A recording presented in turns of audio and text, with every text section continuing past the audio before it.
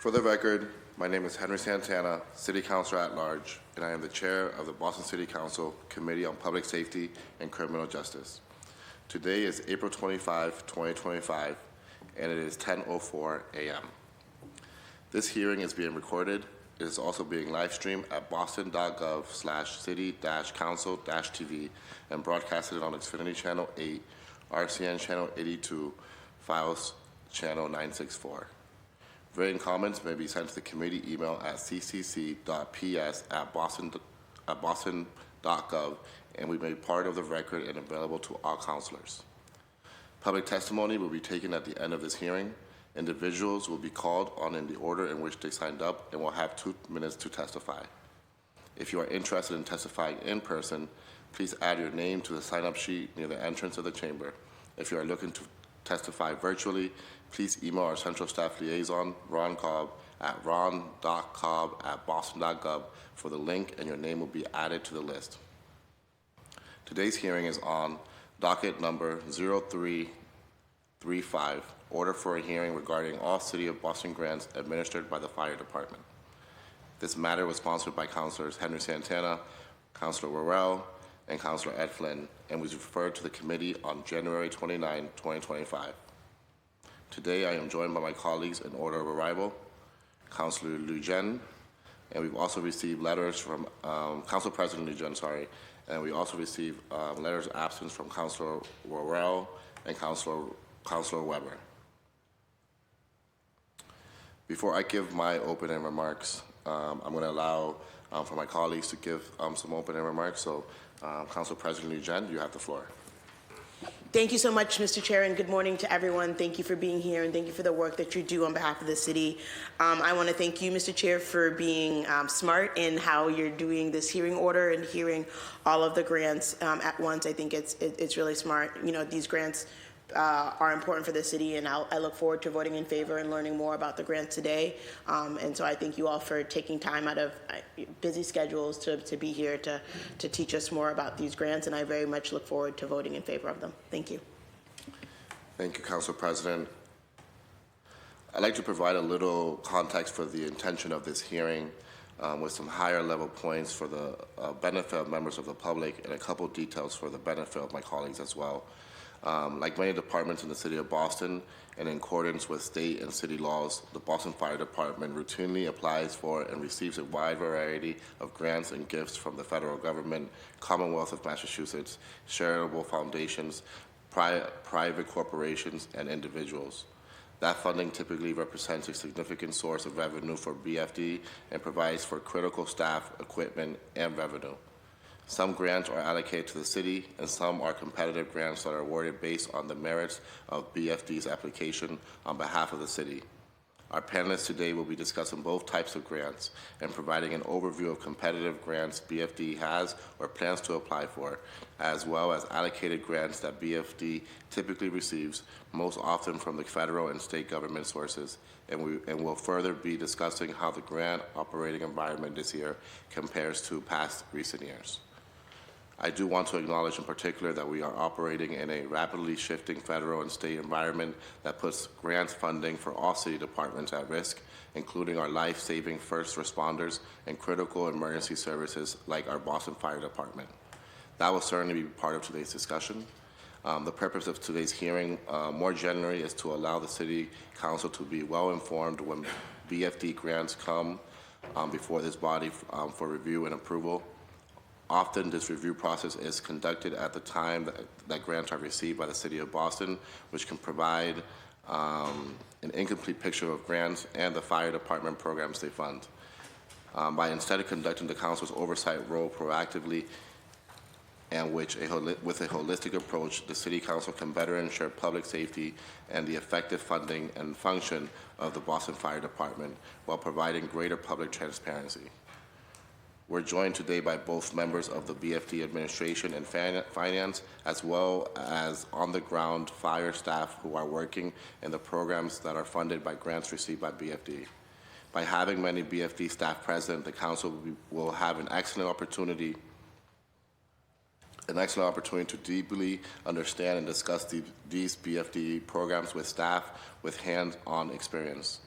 As chair, I held a similar hearing in this committee last year, and I want to thank my colleague and co-sponsor for today's hearing, Councillor Flynn, for his recommendation that we could bring more nuance to this year's discussion by expanding the BFD staff included on the panel. And I'd like to extend my deep appreciation to the staff of the Boston Fire Department for working with me and my team in preparation for today's hearing to plan and coordinate a productive and extensive discussion, including identifying the appropriate BFD staff to join us today. And I would like to extend my thanks to all of the panelists who've made time to join us here today. Before I provide an overview of the panelists that we have here today, I do want to acknowledge that we've been joined by Councillor Ed Flynn, who's also a co-sponsor of this hearing order, and I'd like to hand him over the floor for any opening remarks. Thank you, Mr. Chair. And I want to say thank you to the administration panel that is here, members of the Boston Fire Department, for the exceptional work that you and your team are doing throughout the city. I look forward to learning about and reviewing the different types of funding the fire department receives annually so that we can do our due diligence to ensure the fire department continues to be the best fire department, in my opinion, in the country. With cuts to federal grants and emergency management funding, it is critical that our public safety agencies, including the fire department, continue to have the resources to provide critical public safety support to our residents. I look forward to learning more about the different types of grants, how the fire department is using them, what backup resources that you might have if we don't get particular grants or if there are any cuts, including additional grants that might be in the pipeline. What happens with leftover surplus funds if that applies. As you know, since being elected onto the council in 2017, I've been advocating for over 7 years for a firehouse in South Boston waterfront and in an EMS station as well in the South Boston waterfront. With the rapid population growth in the last decade, I'm also curious to learn about how the grants will support the expansion of staffing, services, equipment, various programs, and operations. And Mr. Chair, I just want to say thank you to you for working closely with the fire department, and you have an outstanding panel. You also have an outstanding group of dedicated professionals that are in the audience as well. So looking forward to learning more. Thank you. Thank you, Councillor Flynn. With that, I'd like to provide an overview of the panelists the committee invited to testify on behalf of the Boston Fire Department and chosen in partnership with BFD. I believe we have two panels today in front of us. We invited from the Boston Fire Department Administration, Finance, and Grant Management, Kevin Coyne, Deputy Commissioner, Administration and Finance, Shauna Lynch, Programmatic Grants Manager, Julie Devon, Financial Grants Manager. And then I also have here, and then you'll introduce yourselves, but I know in the second panel, I don't know how we've divided it here, but we have Patrick Ellis, Chief of Operations Field Services, Rodney Marshall, Chief of Operations Support Services, Fire Marshal Colin Kelly, Deputy Chief of the Fire Department Division, Joseph Shea, Deputy Chief, Safety, Health, and Wellness Division, Jose Estrella, Safety, Health, and Wellness Division, Scott Malone, Deputy Chief, Training Division, John McDonald, District Chief, Training Division, and Captain Kenneth Hayes, Training Division. I know that due to emergency nature of the work that BFD does, staff availability can sometimes change unexpectedly, and we may have some last-minute changes in our panel. For the panelists who are here with us today, I'd like each of you to just state your name and title for the record, and once everyone has introduced themselves, we'll move with your opening remarks.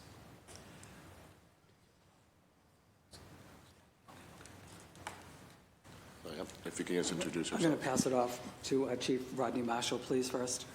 Good morning, Councillor. My name is Rodney Marshall, Deputy Chief of Support Services for the Fire Department. Good morning. Patrick Ellis, Deputy Chief, Chief of Operations, Field Services.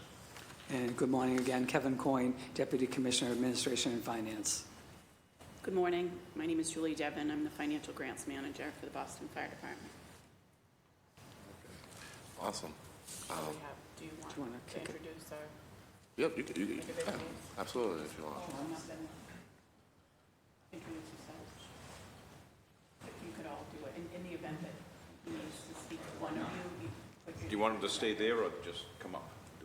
If you want, I mean, if you want to introduce, yeah, if you want to come up. Do you want me to Yeah, introduce yeah, that's them fine, for yeah, you? yeah. Okay. And if in any event, if there's any questions for the people that, Okay. Yep. you know, then we can. So this morning, we have Shauna Lynch, the Programmatic Grants Manager. She is here. Fire Marshal Colin Kelly, Chief John McDonald of Training, Chief Scott Malone of Training, Captain Kenneth Hayes of Training, and Chief Jody Shea of Safety, Health, and Wellness. Chief Estrella, who you mentioned previously, is not available today. Great. Thank you so much. I really appreciate that. And with that, I pass it back to you all and for any opening remarks, presentation, words that you want to provide. Thank you. Okay, thank you. So on behalf of Commissioner Paul Burke, I want to thank Mr. Chairman and the city councilors for their help and support of the Boston Fire Department. My name is Kevin Coyne, Deputy Commissioner of Administration and Finance, and I'm joined by my colleagues, Rodney Marshall and Chief Patrick Ellis. I don't know, did you want to say any words, or do you have anything you want to add? I just want to say thank you for the opportunity to talk about these grants. The grants themselves, the finance the fire department receives, makes the fire department and the city a safer city. You know, with these grants, we're more efficient, we're better equipped, we're better trained. Without these grants, we're not just not as safe. Some of the grants go for our health under Deputy Chief Jody Shea. So with this money, we're a healthier department. Without these grants, obviously we wouldn't be as healthy. So thank you for the opportunity to talk about these grants, and hopefully you say yes to them. I'll just echo what Chief Ellis just said. As well as the safety of the members of the department, we also provide, the grants also help the citizens of the city of Boston. You know, smoke detectors, fire education to different languages, people all over the city. So these grants not only help the health and wellness of the department, they help the members of the city. So the way that our work is structured in terms of the Boston Fire Department and grants, you know, as the Administration and Finance, you know, I'm kind of leading the grants team, you know, Julie and Shauna, and we have another grant writer that is developing the work that the grants that we're looking to, you know, supplement, you know, the money that we get from the Budget Department in the City of Boston. Very important, the work that they're doing. I mean, and, you know, what we have for you today is our sworn members who are the subject matter experts on all of the grants, and they're the ones who, you know, administer them and make sure that, you know, the services that are provided in the outline of the grant are being met, and, you know, the grants team is responsible for the compliance of that. Are we spending the money appropriately? Is the training and our services that are part of those grants being administered correctly? And how do we close out those grants to get the money back to the city? So, you know, the current grant awards that we're going to be talking about today offer additional financial support for the City of Boston Fire Department, and it's just critical to the work that we're doing in responding to the citizens of Boston. You know, we realize there are constraints with budgets, you know, for the city and, you know, personally for everybody. So again, the importance of, you know, receiving these grants and administering them correctly is super important. The grants are crucial for the fire department as they provide essential funding for equipment, training, and staffing, ultimately enhancing public safety and the capabilities of men and women of the Boston Fire Department to respond to emergencies effectively. Access to these grants enables us to acquire necessary resources like personal protective equipment, vehicles, and advanced technology, which might otherwise be difficult to achieve through the regular budget process. Again, I want to thank the council for their support today and my colleagues for joining me here today for the work that they do in support of the Boston Fire Department. Receipt of these funds, again, I can't say it enough, is so crucial to the work that we're doing. I'm going to pass it off now to Julie, who can give you an overview of the grants that we currently have and that we're administering and working on. Good morning. So the department has 13 active awards currently. 8 are federal and 5 are state funded. and they total more than $3 million. The majority of the department's federal funding is awarded by DHS/FEMA. We're currently administering 2 assistant to firefighter grants. The goal of these funds is to enhance the safety of the public and firefighters with respect to fire and fire-related hazards. These funds support officer training and development, fireground survival training, cancer screening, a registered dietitian, clinical director, an injury prevention specialist, and supports our Health and Ladders program, a nutritional counseling comprehensive injury prevention program comprised of BFD members with training or certifications in areas such as fitness, nutrition, or sports medicine. The department is currently administering 2 fire prevention and safety grants. The objective of these programs include providing critically needed resources to support the reduction in residential fire risk, including access to smoke alarm installation, fire prevention education and training, provide support for the adoption and awareness of building codes, and to assist recipients to aggressively investigate every fire through increased equipment, training, and personnel resources. In addition to these 4 robust Assistant for Firefighter grant programs, the department has received a total of $86,000 in federal funds under our Port Security Grant to support the department's focus on shipboard training to ensure that district chiefs responding to fires on vessels are readily prepared. On February 24th of 2025, the 3-year period of the department's SAFER grant, which is Staffing for Adequate Fire and Emergency Response Grant, ended. This grant assists local fire departments with staffing and deployment capabilities. We've submitted and received payment request amounts totaling over $10 million of the $24 million awarded to the department to fund the hiring of 85 firefighters within the department. The department was awarded $260,000 from the U.S. Consumer Product Safety Commission to purchase and install carbon monoxide detectors in the homes of vulnerable populations within the city of Boston, as well as to educate constituents of the dangers around carbon monoxide. The department has also been awarded Federal Bureau of Justice assistance funds passed through the Mass State Police to support the accreditation of the department's lab. Our state funding is primarily issued through the Massachusetts Department of Fire Services. An annual state earmark has historically provided significant funding for the Boston Fire Department Training Academy budget, subject to yearly legislative review and approval.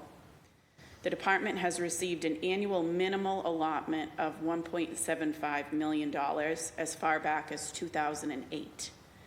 In fiscal year 19, the department received an allocation of $2.25 million. Up until fiscal year 24, our initial allocation was expected to be $2.25 million, and it was reduced by 50% to $1.125 million due to budget cuts across the Commonwealth. In fiscal year 25, the department received $500,000, an unprecedented decrease of 56% from our fiscal year 24 allocation, and a 78% decrease from our fiscal year 23 allocation. These funds are critical to support the Boston Fire Training Academy and the robust training that occurs department-wide, as well as to the new recruits coming on board to join our members. We receive another state annual earmark, and that has provided significant funding for the Boston Fire Department Hazmat Response Team. It too is subject to yearly legislative review and approval. In fiscal year 25, we were allocated $593,750, which is a 63% reduction from our fiscal year 24 allocation, which was $1.6 million. In December of 2024, we submitted a federal application to DHS FEMA under Assistant for Firefighter grant for the new solicitation that was released, asking for $1.4 million. We have not received any notification of an award status to date. And as you mentioned, the city is monitoring communication from the federal government on federally funded grants and we're working closely with the Finance Cabinet to understand impacts regarding that. That grant application requested continued funding for our in-house wellness program, Health and Ladders, which aims to physically and mentally prepare its members through education in nutrition, fitness, and recovery. The request was made to continue supporting our nutritionist clinical director, the injury prevention specialist, who is a licensed physical therapist hired to provide guidance grounded in medical science and research to reduce and proactively prevent line-of-duty injuries. This federal request also requested a crisis intervention administrative support service, which would be maintaining a 24/7 pager callback capacity for members dealing with crisis intervention needs. It was also requested that a dedicated staff clinician be available to the department 1 day a week and to provide additional monthly meetings with our peer support team. All of our current grants have been approved by City Council with the exception of 2. We recently received an FY25 firefighter safety equipment grant, which is generally released annually. It is currently in the pipeline in the KKO2 system. The award has been received from the state. An overview has been submitted to IGR for reference, but that is a grant that ends June 30th of this year. So we are seeking council's discussion of that grant to make sure that we have accept and expend to move forward. The second grant that is pending council approval for accept and expend is an FY19 fire prevention and safety grant in the amount of $58,000. This too has been submitted to IGR. It was awarded in September of 2020 and did not go through the KKO1, KKO2 process. It precedes my time with the department, but it is a retroactive request to ensure that the grant is submitted through the appropriate grant approval process. We are mindful when we're submitting grant applications that there are competing needs among city resources. So we do work closely with the individuals here, the membership, to find out what is needed and what we may be able to request through grant funds, due to operation funds being somewhat decreased. We do try to use the grants in a manner to sort of support our operating funds, but we're seeing some reductions in both our state funding and our federal funding. So I think that's just about all of our grants. It's a lot. There are a few, the lab accreditation is a smaller grant that we have. We also, not sure if it's for this meeting, but police department, who I believe you will speak with at a later time, gets a PSAP support and incentive grant as well as a PSAP training grant, and they allocate, it's done by call volume and population. They allocate a portion of those funds to the fire department for our fire alarm unit, for CAD maintenance, our fire station alerting system, items that are related to our dispatchers, and also registration for courses for them to maintain their 16 hours of continuing education that's required by the state to be Next Gen certified. And I think that's everything. We appreciate the council's involvement and are happy to share whatever we might be able to provide to help you better understand the good work that goes on within the Boston Fire Department. Awesome. Thank you so much. Really appreciate that excuse me, overview. Appreciate the work that you all do day in and day out, and particularly also the people on the ground who keep our city and make our city a safe place to live. So with that, I'd like to pass it over to my council colleagues, starting with lead sponsors and then going in order of arrival. So I'm going to start with Councilor Flynn. You have the floor for opening questions. I say we do, I think, 6-7 minutes, and then we'll Turn around.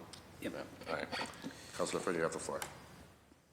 Thank you, Mr. Chair. And Mr. Chair, the two grants that are kind of in process now into IGR, are we able to get those in time for us to vote when all of these grants come up?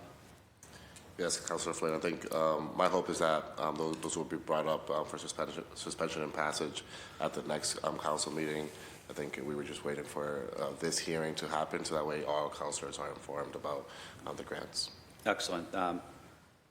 Thank you, Mr. Chair. Thank you for making sure that that happens. It's critical, so appreciate your cooperation. So I'm obviously going to support all of these grants, and I know the incredible work that the fire department does. Can you talk about the health and wellness aspect of one of the grants? I didn't catch the full name, but the health and wellness of the grant, what impact will that have? What services you would have in terms of supporting firefighters, their families, and what it entails? Yeah. You can sit right in the back there.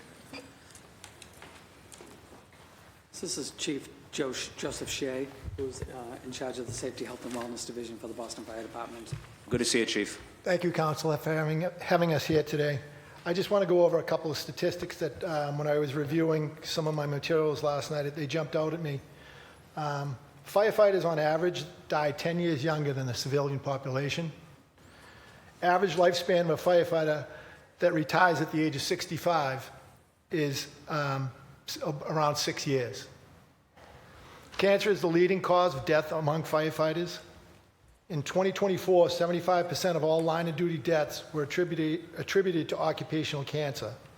Female firefighters have a 39% increased risk of dying from breast cancer. We have had 28 active members diagnosed with cancer in the last 5 years, including one member who passed away last June at the age of 28. Our youngest member diagnosed so far has been 26 years old. He's currently fighting a battle. We have 10 members out with cardiac-related injuries. We have lost a 40-year-old firefighter to cardiac-related issues in March. Cardiac issues are also of great concern due to the fact that we are wearing protective gear when we're working at our heart, pushing our bodies to the extremes. This gear does not allow the body to cool down while we're pushing our bodies to like I said earlier, to the extreme. The adrenaline rush that firefighters experience when responding to emergencies in which we go from a resting heart rate to a spike can also take a toll on a firefighter throughout his career. So all these statistics undoubtedly affect a firefighter and his family.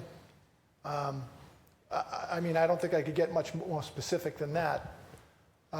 We do have currently, we're in the process, we're actually ending a body screen. It is by United Diagnostics. United Diagnostics, they are providing us calcium scoring, which is for plaque buildup in our arteries, low-dose chest scans that looks at internal organs. It highlights the lungs to detect early-stage cancer. We've become more proactive than we used to be as a department.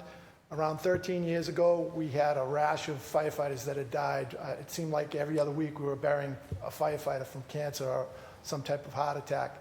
So Commissioner Burke's predecessor there, Joe Finn, Commissioner Finn, he's the one that started the Safety, Health, and Wellness Division, and he's done an excellent job. We started our own program, Health and Ladders, which is, it's not as much of a, we're not looking for the bodybuilder, we're looking for functional fitness, and we also we focus on nutrition for the firefighter as well. Thank you, sir. And I'm glad you mentioned Commissioner Finn, an outstanding leader that has done tremendous work in this field, not just here in Boston, but across the country, supporting firefighters and their families across the country. That's the question I always ask when I talk to firefighters. I'm more interested in the health and wellness of a firefighter and their family as well. Many firefighters here probably knew my Uncle Dennis, who was a Boston firefighter. He was a decorated Vietnam veteran as well, and he died young on the Boston Fire Department. He died young, but he was from heart disease. But you mentioned when firefighters retire, the life expectancy of a retired firefighter after they retire is about 6 years. Is that right? 6, yes. 6 years? And that's based, so, That was a stat that I got from the International. okay. And what are the causes of deaths? Is it cancer and heart issues? Cancer and heart. And what type of cancer do they traditionally develop? Do you have an idea? We're coming up with all kinds of crazy cancers Yeah. now, ones we've never heard of. But traditionally, it's lung cancer, Yeah. prostate's another one, skin cancer. We have a skin cancer clinic every fall. The last skin cancer clinic, we had 400 members screened, 76 required a follow-up. Okay. You also have a lot of young men and women that are veterans also.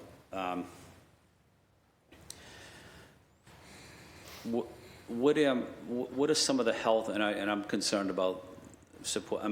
I support our veterans and firefighters that have served in the military, certainly. But is there anything unique that we need to address in terms of supporting veterans also and their families? That's a great question, Councilor.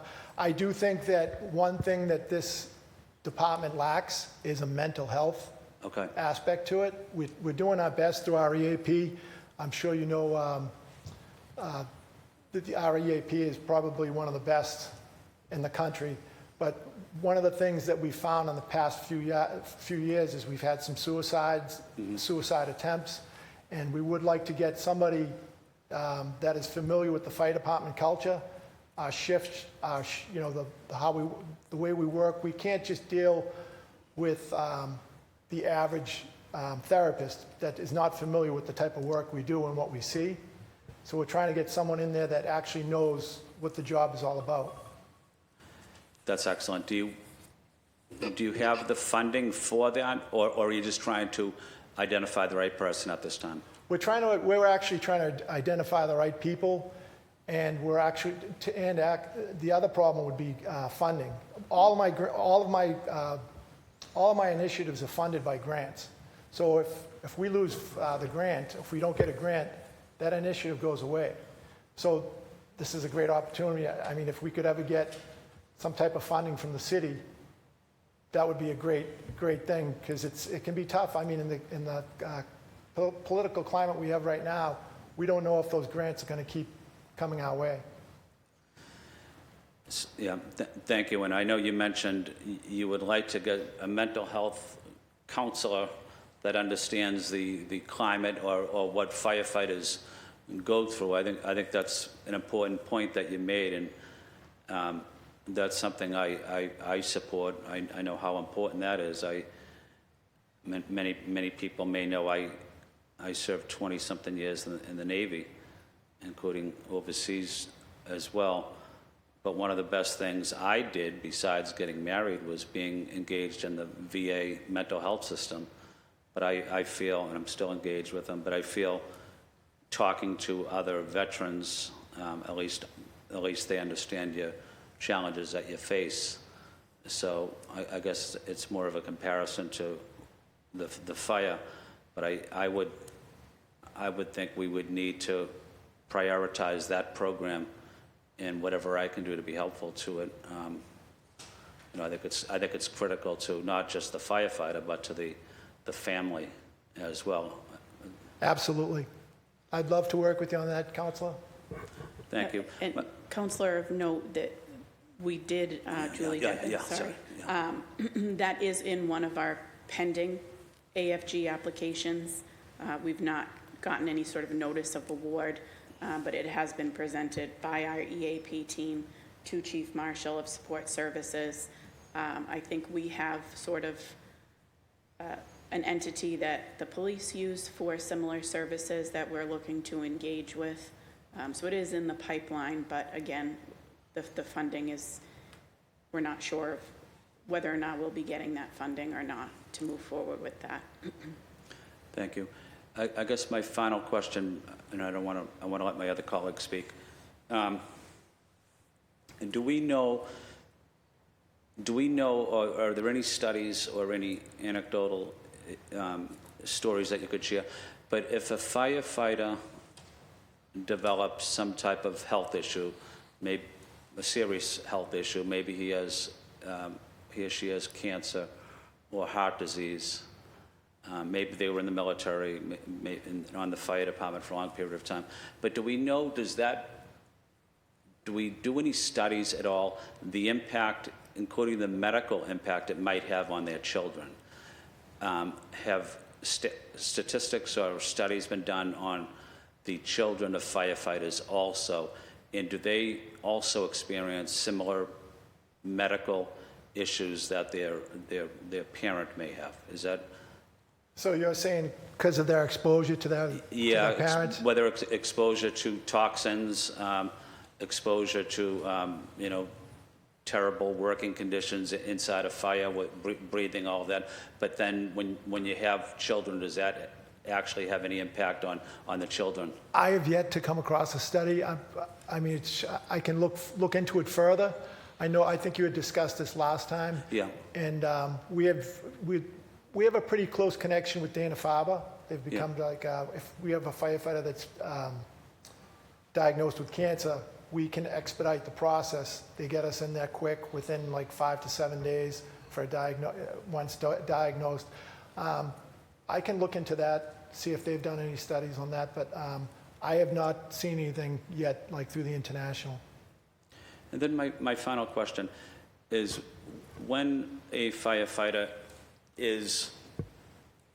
comes down with a serious medical issue, such as cancer or such as heart disease, and that person is still on the job, what type of support is the fire department giving that firefighter in terms of medical support or counseling, or the necessary time off, or the opportunity to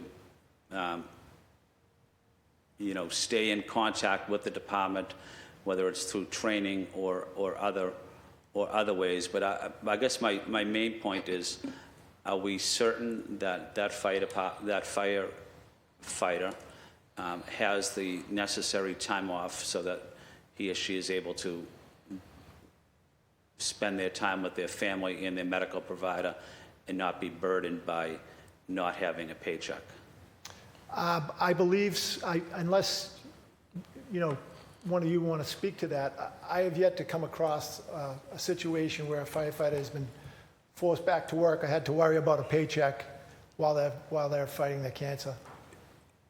Counselor, if I just may, if someone was to come down with cancer or have a heart issue, they're put on an injury leave status. They get their full pay while they receive treatment. So there's no, worry that they're, have to go to work or whatever, or missing out on any kind of treatment. And then, as far as in Jody's unit there, Deputy Shea, we have a new, like a cancer liaison firefighter that will assist people getting them to their appointments to and from, or any kind of treatments that the fire department supports anyone who comes down with any kind of sickness wholeheartedly.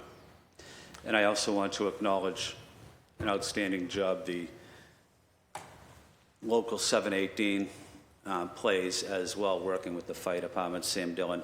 But the Boston Fire Department has an excellent union, in my opinion, and always advocating for the men and women of the Boston Fire Department.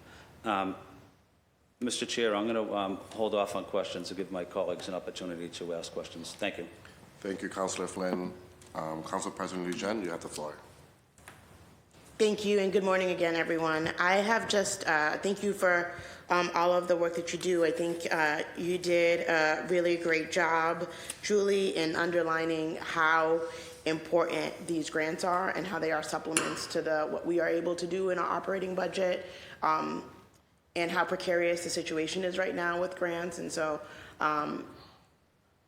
I just hope that we're still able to, part of the thing that makes us great as a city is our ability to innovate and our ability to do things that are really cutting edge. And I appreciate you so much, Chief, for highlighting the importance of mental health.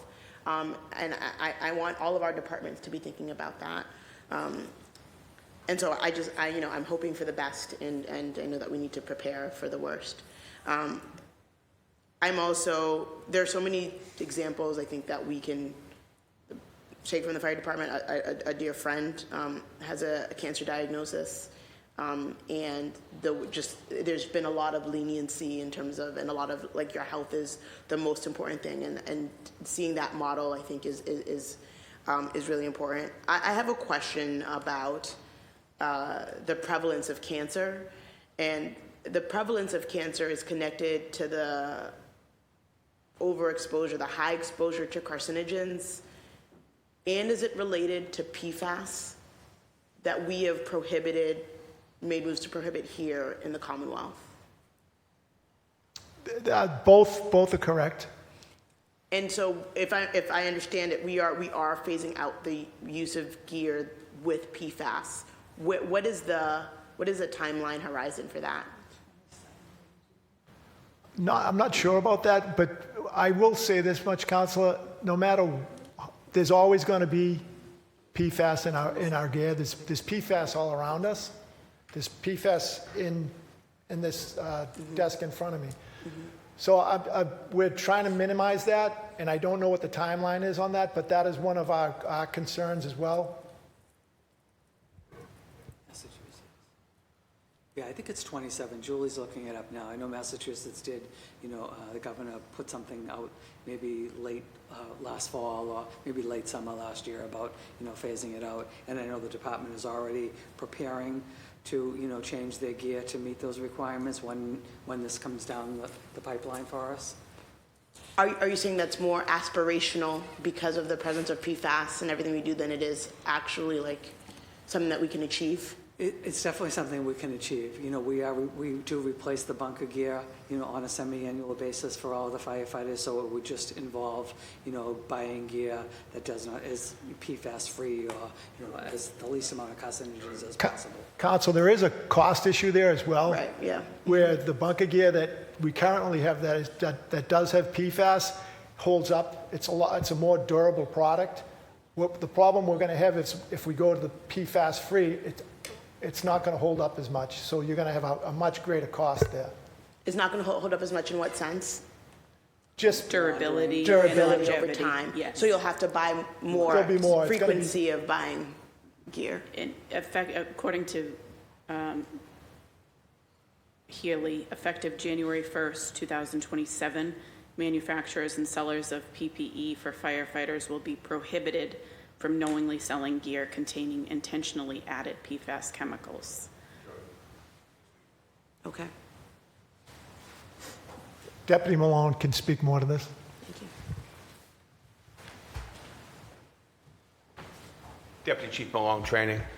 We've been meeting with the major suppliers of the bunker gear, turnout gear the last couple of years, and most of where the PFAS issue is in the moisture barrier and in the outer layer. The PFAS has been removed in the outer layer, somewhat like a Scotch guarding type thing. So it's less resistance to oils now. But moving forward, it's the moisture barrier. So the concern is that going forward, it will overheat. So they're in a transition period. They're trying to find the latest and greatest. Right now, the 2027, when the turnover is the existing gear legally we can continue to use. We want to get our people in the best gear. That's going to be cost versus, obviously, health. Right. but that's where we are right now. But we routinely, we're meeting with the suppliers again next week. We were out at FDIC last week meeting with them. Where are they today and where are they going to be tomorrow? But it's still an unknown, and what the cost is and the longevity of the gear as well, we're not really sure. But we may end up turning over the gear more often, and cleaning it is obviously an issue as well. We just don't know what we don't know at this point.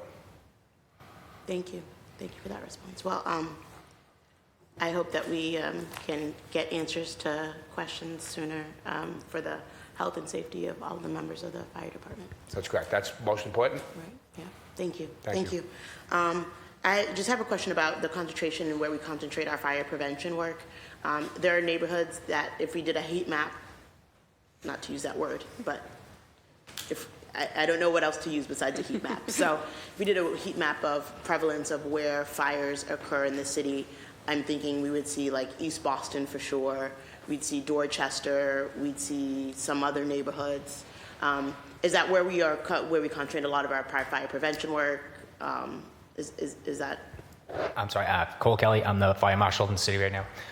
What was the question again, Councilor? About whether we concentrate our fire prevention work in the neighborhoods where the data tells us that the fires are more likely to occur. No, we don't necessarily target the busier, quote unquote, neighborhoods where we're having more occurrences of building fires and incidents.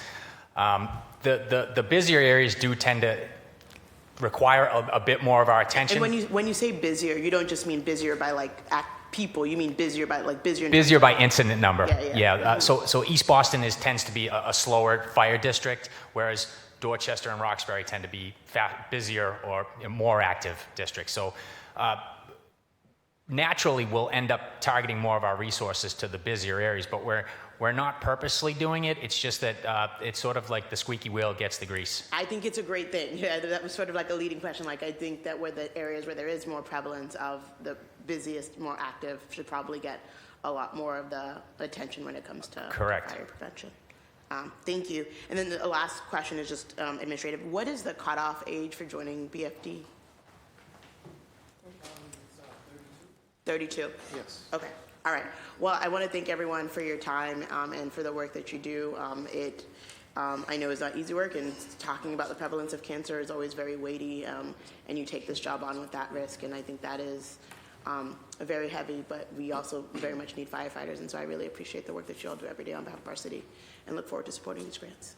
Thank you. Thank you, Mr. Chair. Thank you, Council President. Before I turn it over to Councilor Flynn for a second round, I do have one question.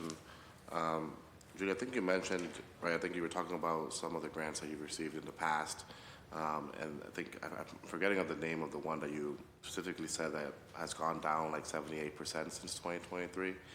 Can you just talk about the impact that has, and not just specifically that grant, but just like, I mean, the impact that you've seen in the decrease of funding that you've received? Is it personnel? Is it like where's our department being affected? Sure. So the two grants that have seen the very large reductions are actually state earmarks. So in prior legislation, in prior years, there was a reference to the Act of 2008, which allocated the department more money. That language has been removed from the legislature going forward. So there have been high-level discussions. We've spoken with Chief Ellis. Chief Malone has also been in touch regarding that. But basically, they're earmarks allocated to our training academy, which is extremely important. It's where our recruits start. And that money has to have, it's reimbursable in nature, but it has to have a nexus to the academy. So the example that we sometimes use when, we're inquired if this is reimbursable under this money is if an individual is going for a specialized training for use out in the field, that would not be eligible under this earmark of funding.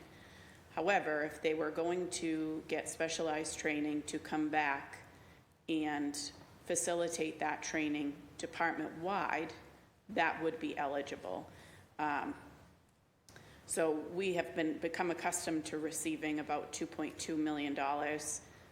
Fiscal year '24, it was cut in half, and in addition to that reduction, which was a 9C state reduction, we also had discussions with the budget office in order to fund some of our SCBA, self-contained breathing apparatus, for use at the academy.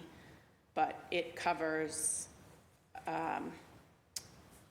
truss ladders that our recruits are using. It has funded picnic benches and seating on the island for the incoming recruits. It has funded the purchase of hay for live fire burnings, drill books, all of the resources that we need to have successful recruits. So, I always try to tell folks we can't always rely on this money, but it has been, we've seen that the reduction has been troublesome. It funds sometimes the overtime of the instructors that are brought down to the island to teach the recruits, and I'm not sure if, you'd like Deputy Malone to sort of speak to, or any of the individuals from the training unit. And our hazmat grant as well is another earmark that we've seen a reduction by a significant amount, and that funds testing strips, rad detection, radioactive detection, just very important items that we try not to strain our operating budget with, and we receive this earmark and use it for those particular items. Well, thank you. That's Sure. Really helpful. And yeah, no, it's insane that the funding removed from there. So I really appreciate that. I think it's important for us as counselors to also understand that impact, especially right now as we're in the midst of budget season, and I'm sure the fire department will be coming down to visit us very soon too, right? In the next couple of weeks or so. So, no, thank you for that. I'll pass it back over to Councilor Flynn for a second round of questions. And thank you, Mr. Chair. Again, thank you to the fire department team that is here. I also failed to mention when I advocated for the fire presence and EMS presence in the South Boston waterfront for the last 7 years. Also, my good friend, Councilor Flaherty, Michael Flaherty, also did as well. So I want to acknowledge Michael, who's been an exceptional leader on the council in support of health and wellness as well, as has his father, who was a state legislator. I also have heard, that Local 718 is strongly in favor of these grants, especially the safety, health, and wellness essential to our firefighters and their families. So I want to say thank you to 718 and Councilor Flaherty. I guess my question is, I represent the south end, but also South Boston waterfront, and I know we have some life sciences in those areas, including the Fort Point. Does any of the impact of hazmat potential cuts, does it have any impact on actually the response to the fire department into any neighborhood, really, as it relates to responding to a hazmat response? Or what disadvantage does this cut have on fighting a fire, even if it's through training? What impact does that have? Councilor Patelis. Any cuts, like I said in my opening remarks, were decrease our efficiency, okay? So training is the backbone of any department. The more we practice, the better we are on the fire ground, because any incident we go to is an unknown. We can't practice for every single incident, so we try to broaden our knowledge horizon so we can encompass anything. So when we attack something, we have a feel for the best practices, okay? So when we cut our funding in our training budget, and again, we respond to more than just fires. We have high-angle rescue. We have people under trains. We have a myriad of numerous things that we try to train for. So if we cut the training budget and we can't train as much, we're less efficient, okay? As far as hazmat, cut to hazmat, the same thing applies, all right? If we don't train our people up to a certain standard, then they'll be less efficient at the hazmat. Now, you're talking about the South Boston, the labs, the waterfront and whatnot, okay? We're still gonna have the same, we haven't cut units, we're gonna still have the same response, but the people on those units might not be up to the same efficiency as people in the past because they haven't had the same amount of training. Thank you. My next question would be, the fire department responds to a lot of overdoses across the city. What impact does that have on a particular firefighter that's involved in, helping this person, whether it's through Narcan or whether it's through saving the person's life, suffering from substance use issues? But that must be stressful doing that all, several times a week. Maybe it's not that much, maybe it's not that long, or many times in the week, but it's frequent.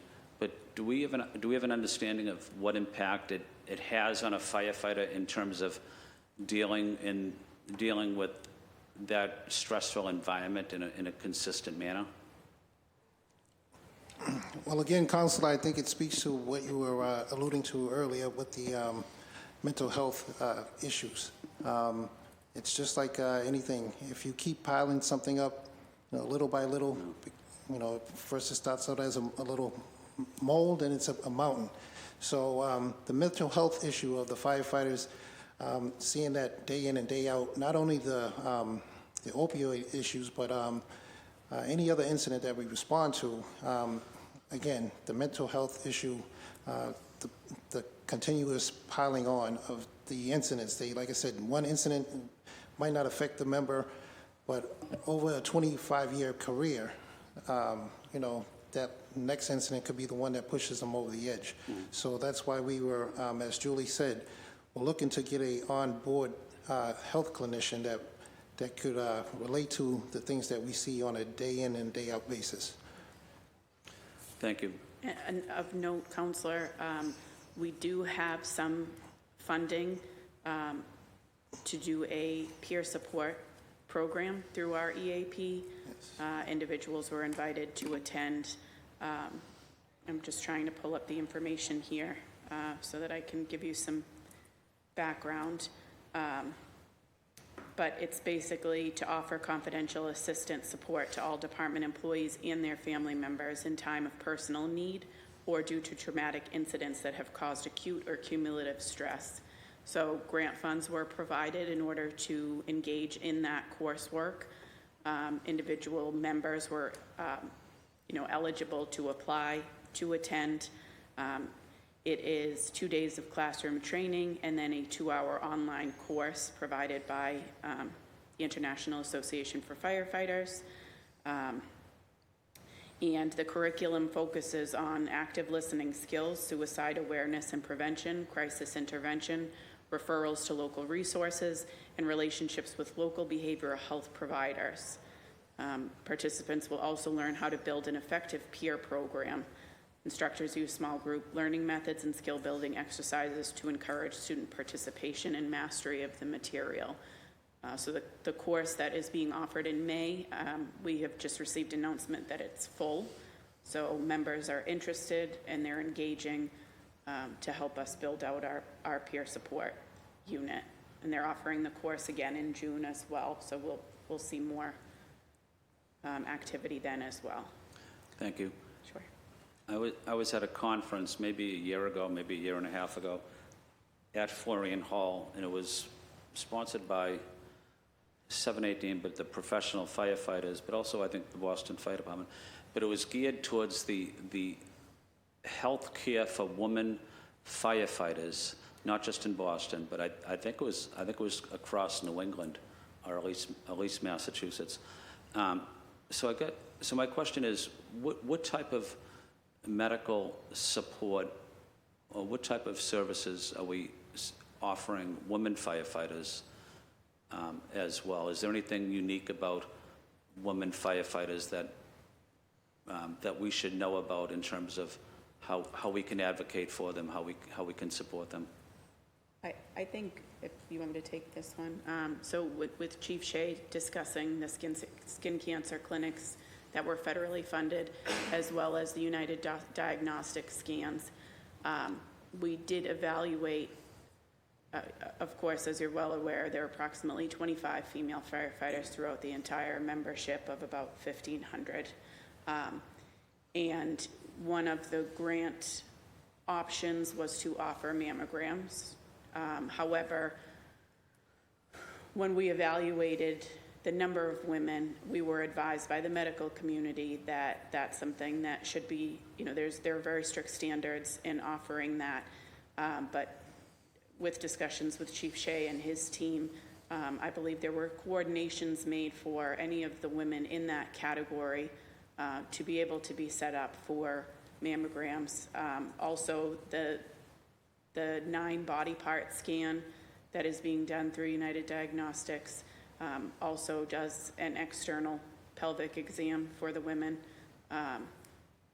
So we're aware of that, and I think Safety, Health, and Wellness is doing a great job with outreach and making sure that, again, we don't know how fire services affect women, but we're trying to be as proactive as possible so that they are offered whatever type of services or assistance they may need specific to females. Thank you. I represent Chinatown also, and I also noticed, though, in Chinatown, the apartments, as you probably know, are very cramped, and a lot of people live close together, packed together. But I do notice at times that they don't necessarily have the carbon monoxide home detectors as well, for various reasons. But is there anything we can do to be helpful to residents in Chinatown to ensure that we provide them as much support as we can? Many of them have language challenges. But I say the language challenges, but I also have people on my staff that speak Cantonese and Mandarin. I'd be willing to work with you, and I certainly, I know Connie Wong might be helpful too, but just wanted to see what you might be able to do for the residents of Chinatown. Hey, Councilor. Hi. Yeah, we actually, one of the grants that we receive in the Fire Prevention Division is to address the lack of smoke and CO detectors citywide. And there's basically 3 groups of people that we're targeting to try to get those smoke and COs installed in their houses, and those are seniors, any folks who are receiving any kind of financial assistance, and to your point, people who English is their second language. Okay. So yeah, we are currently running a program where we're outreaching through our education program, trying to reach those people and get those smoke detectors installed in the residences that don't have them so far. Did you ever, and I'm just curious about this, do low-income residents not have the smoke detector or carbon monoxide compared to wealthier communities? Has there ever been a comparison where, some of, like, for example, I represent the most residents that live in public housing, BHA developments of any district city council, so I spend a lot of time. But do we know if low-income residents traditionally have less smoke detectors or carbon monoxide than kind of wealthier communities? Well, I don't have hard data on that, but I've worked in most of the neighborhoods across the city, and I spent probably half my career in the South End, which tends to be higher income folks. So those residents, those townhouses, those units, generally speaking, they're going to be up to code.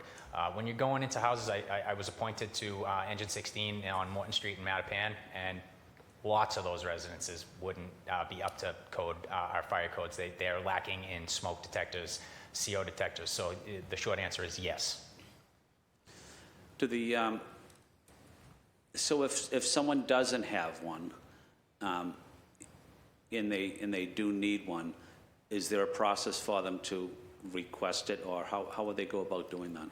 Yeah, well, so if it comes to our attention, if we, on an incident, the field companies discover, an apartment, a house that doesn't have proper smoke detectors or CO, they can refer that to our fire prevention division for sure.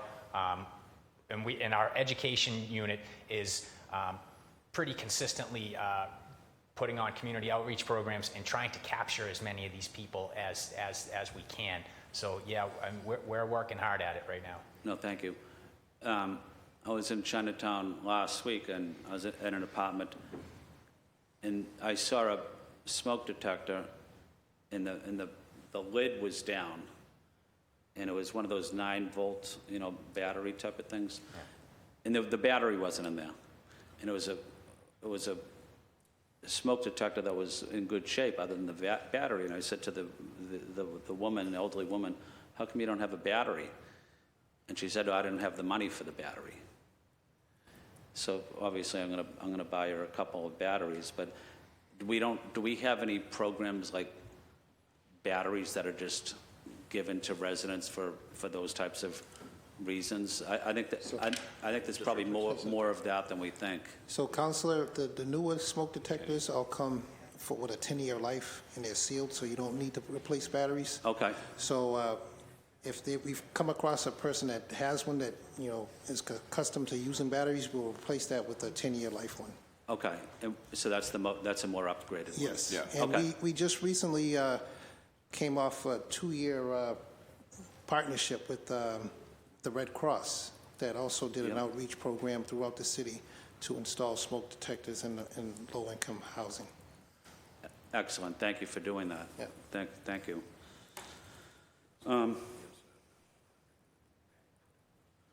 Let me ask one more question. I don't want to keep people here longer than necessary. One other issue that I am focused on is the port security training. In my neighborhood, I represent obviously the waterfront area. I know the important role the fire department plays in response to fires or hazmat issues, but also working with the Navy or working with the Coast Guard, LNG tankers as well. Can you give us, good to see you, sir. Can you give us an update on what this grant would do, and maybe a little bit of background on how important it is to have a strong and vibrant fire department as it relates to port-related issues? Well, I'll let Deputy Commissioner Coyne speak to the financial end of it, Julie. But as far as the shipboard firefighting, as you know, Boston's 45% water, and we're building more and more every day. Everybody wants to be near the water. They did a great job on the harbor. Everyone wants to live there. Everyone wants to work there. Well, with the ships coming in, we have EV ships coming in. We have all the container ships coming in. And, they were by international standards. So the ships a lot of times are dangerous. They're dangerous to fight fires in. They're dangerous to access. So for our end of it, we need to train. We need more training there. There is a deficit there for us on that. When the cruise ships come into Boston, and I follow it closely, I have a great relationship with the longshoremen, but when they come into Boston, and if there's a medical issue or if there's a fire in and around a cruise ship, even a small fire, what is the process of Boston Fire in terms of responding to something on a cruise ship? We respond, it depends upon which ship. Now, a cruise ship, sometimes it's done internally. We might not even get a call, depending upon if they do it internally, if they call. If there's some kind of medical need, they would dispatch Boston Fire and Boston EMS. Okay. What about the role of the fire department as it relates to the arrival of a LNG tanker? So that is done through the Coast Guard and the Boston Police. They set up the ships coming in, security, and then it works its way up to Everett. But there is extensive security every day as that ship. As you know, we're the only one in the country where we build an LNG tanker into a major city to unload, and it has its hazards. And the security is pretty tight on that. We had a hearing on that, I don't know, maybe 6 months ago with Councilor Coletta, who lives in East Boston, and that's the issue we talked about.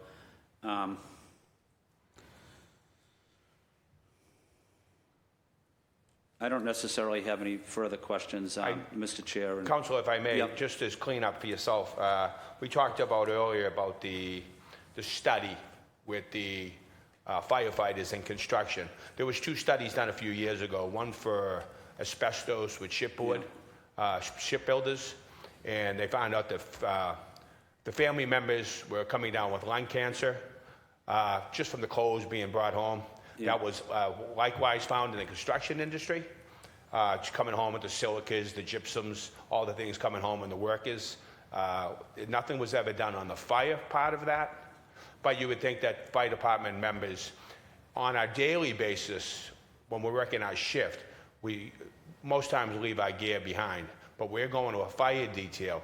We're wearing that gear from home to the detail, working construction site, and then coming home. So I would say that would be like-minded, but we've never done a study on that. On the female front, we're doing a class on Monday, 8 females, largest group of females we've ever had. Where we had an issue on the fire department, we've updated our facilities. It was always in the gear. You know, the manufacturers there's so few women in the fire industry that the manufacturers of the gear were basically just giving the women smaller gear, not gear to the size how a woman is built. And we have we've updated that, and they're looking good on that front. Excellent. Does every firehouse now have those wash machines that are high-tech, high-end, that take out those chemicals when they're washed? I don't know the exact name of the wash machines, but does every firehouse have that now? Yes, they do. They're They called do? extractors. Okay. And they were funded by the Last Call Foundation and the Gary Sinise Foundation. Okay. And every firehouse has them. And the gear is also sent out. On top of that, it's sent out twice a year to be professionally cleaned and inspected. Any repairs need to be made, they're repaired. And if the gear is not up to snuff, it's taken out of, and they're issued new gear. When the gear goes through the wash machine, and then it's done at the wash machine, then what is the next process? Is it dried, or is it? Yes, it's air dried. Air dried, It's like okay. a closet. It's a warm closet. It blows warm air through it. Okay, and those are all kind of areas that are secure, or are they open? Each firehouse is a little different. Yeah. You can imagine the firehouses. You've been a firehouse around the city. Depending upon how that firehouse is set up, the newer firehouses would have dedicated areas. Some of the older firehouses, it's a hodgepodge as to where they are, and whether you could fit it. Are the wash machines? Are there a lot of wash machines where people can do them at the same time?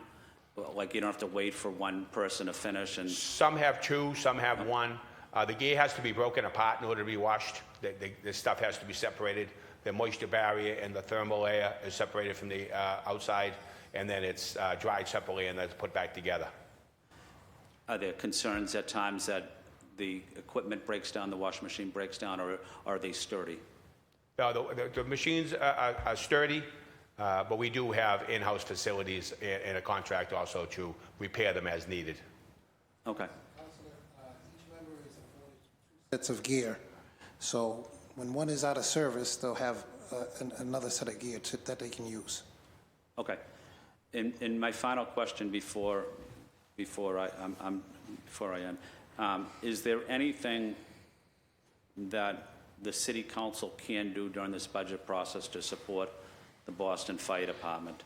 I do ask that often, and I know departments will say we have enough resources, Ed, we're fine. But I do know that there's a need for additional resources. If you want to, I want to advocate for you. I don't need an answer now, but if there's any services, support programs that we can advocate for, Mr. Chair, we should follow up again with the fire department offline, but I want to make sure we do everything we can as we go into the budget season to ensure that they have the right resources to do their job effectively. So, Mr. Chair, thank you for coordinating this meeting, for your important leadership. Thank you to the men and women of the Boston Fire Department. And Councilor, can I just go back to one point regarding the port? Boston Fire Department has a really aggressive apparatus replacement plan. It was put together several years ago, and luckily the leadership here, at the fire department and the city council budget office supports that.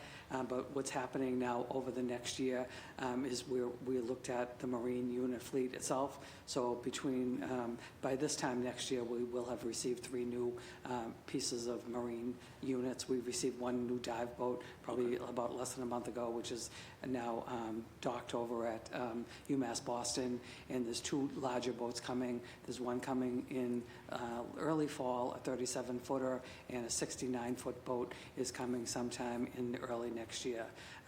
These boats are, super technology, the latest and greatest in terms of being able to deal with marine fires. Also, the technology, the safety of the harbor is, super important. And these boats are a great addition to that. And part of what we need to do now, and, hopefully when you will see it in our budget submission, we did ask for a marine unit engineer. Unfortunately, we have not had somebody with a dedicated eye towards dealing with boat maintenance in the past. A lot of the boat maintenance that was happening was either being done by outside contractors or our fleet maintenance staff. And we recognized that these boats coming in now are just not something that you can equate, a F-250 or, a small vehicle. So we are, it is in the budget, you'll see that we're asking for a marine unit engineer. We understand it is in the recommended budget. But those are some of the steps we're taking for the long-term success of, we have a really good apparatus replacement program, and now we're focused on the marine unit, which had some problems with the machine, with equipment and the boats not being maintained the way they should have. And by no fault of anybody, we just didn't have the dedicated staff to be able to deal with, repairing a boat, which is, a special, training that people go through. No, thank you, Kevin. Those comments are great to hear. And I know the Marine unit, and what I like about the fire department and the police certainly, but the fire department, the Marine unit and the entire department, they also are committed to residents throughout Greater Boston. What happens in Chelsea has an impact in East Boston, but it's about being a good neighbor. It's about supporting each other. And that's exactly what the Boston Fire Department has done for years, is supported certainly the residents of Boston, but also supported a lot of residents across Massachusetts as well, especially during difficult times. And when I go to different events outside of Boston, people will often come up to me and they'll say, we had a major fire here at this town or in this city, and Boston Fire responded and played a critical role working with the city or town fire department. So just want to acknowledge that kind of cooperation that Boston Fire has historically done. It's very important. Thank you, Mr. Chair. And these 3 boats, in total, make up about a $10 million investment that the city has given us, which is, we're very grateful for that. Thanks, Kevin. Thank you. Thank you, Councilor Flynn, and thank you to our panelists for being here today. I've been informed by central staff that we do not have anyone signed up for public testimony. I also just want to say that we did receive, I don't know if I said all the names, but we did receive 3 letters of absence from 3 different councilors, Councilor Worrell, Councilor Weber, and Councilor Pepin. So I just want to make sure that was into the record. I'm going to turn it over to you all if you want to have any closing remarks or, yeah. No, I just want to thank, the entire Public Safety Committee for your support of the Boston Fire Department. I'm kind of on the administrative side of things. The subject matter experts here behind me are the ones who are delivering the service to the public. Grateful for them personally and professionally for the work that they do. We're grateful for the support of the Boston City Council, the Mayor's Office, the Office of Budget Management, and we continue to work, amiably to a successful budget this year to support the mission of the fire department and the City of Boston. Awesome. Thank you. Again, thank you for being with us here this morning. Also just want to thank all the men and women, the people on the ground, keeping our city safe. And I look forward to supporting these grants and supporting the amazing work that you all do. So again, I want to just thank our panelists, members of the public, and my colleagues for your participation in today's hearing. And again, thank you to my co-sponsors for sponsoring this hearing. This hearing on docket number 0335 is adjourned. Thank you. Thank you. Thank you, councilors.